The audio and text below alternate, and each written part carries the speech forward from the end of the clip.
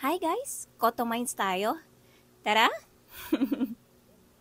So bago pumasok dito, daan muna ng Masinloc Tourism Office for the registration. And doon na rin kayo magbabayad ng registration fee of 100 per person and environmental fee of 60 pesos per person. Ito na yung pinakamalayong 22 kilometers na drive ko.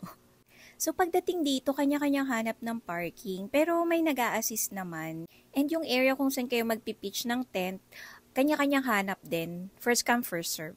So, ang mga pwedeng activities dito is mag-swimming and eto nga ATV. Hindi ko na lang natanong magkano. Meron din silang tindahan dito and may mga tinda silang yelo. Huwag na lang tayo mag-expect ng mura na food ha. Ayan, may mga alak pa sila. So, eto yung area ng mga CR nila. Hindi ko lang na-videohan yung loob, unfortunately, kasi mga naka-close sila.